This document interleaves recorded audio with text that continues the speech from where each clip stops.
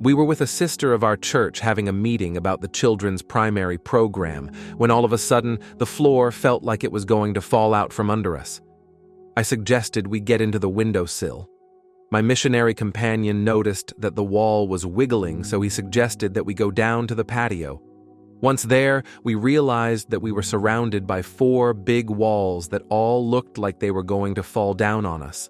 To get out of the building, we had to go under an overhang, so we stayed in the patio until the earthquake was over.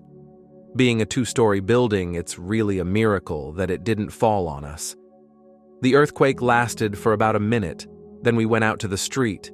We couldn't see much because the dust had risen up all around from all the houses falling, and you could see maybe 4 feet in front of you.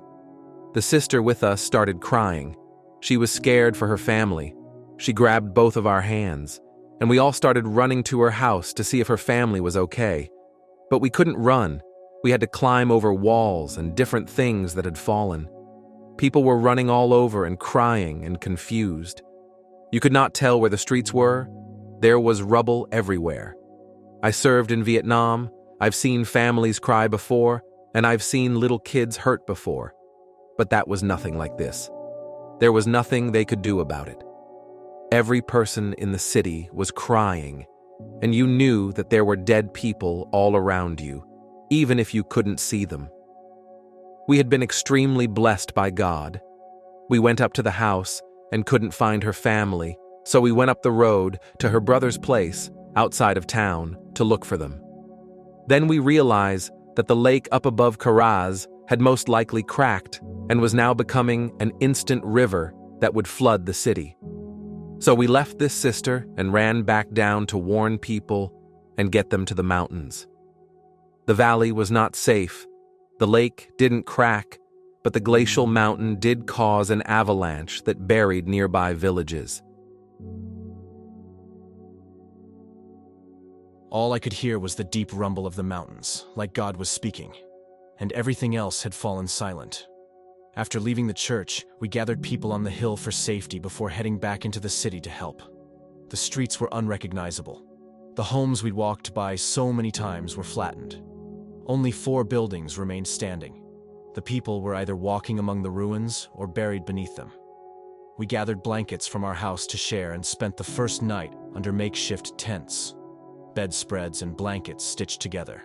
Tremors shook the ground all night, but nothing serious happened. On Monday, we tried offering help again, but the town leaders wouldn't accept it, said this was not a matter for foreigners. Instead, we spent the day leading people from the wreckage to the hillside camps. The camps grew each day as more survivors arrived. Officials made lists of names, ages, and needs. There was food, enough for a few days, but panic was never far away. Even the smallest quake would send people running.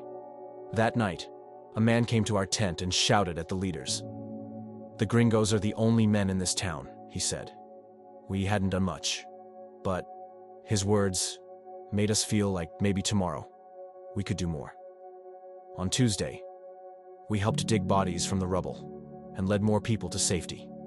That night, we held a small prayer meeting in our tent. The people sat in silence, too numb to speak. Urgent pleas crackled over small radios. Villages in the mountains wiped off the map. Yungay, buried. Ranrahirca gone. People dying from simple wounds with no one to care for them.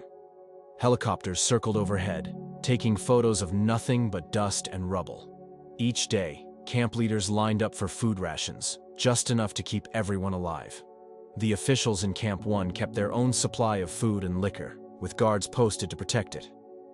By Wednesday, fear and desperation began to turn on us. Rumors spread that we had caused the earthquake, that God was angry at the town for letting us stay. That night, people placed their religious statues in front of our tent. A silent warning. It felt like this could be a moment to offer peace, to speak about God's love. But fear had hardened their hearts. On Thursday, clean water was running out. The river was muddy from the avalanche, and the little trickle from the mountains wasn't enough. Infection spread as people cleaned wounds with dirty water and rags. That night, angry voices returned to our camp. Some called for us to be thrown out. A leader from our camp stood up for us, but we didn't want to bring more trouble. We packed our few things and left, spending the night by the airstrip. The next day, a supply plane took us out.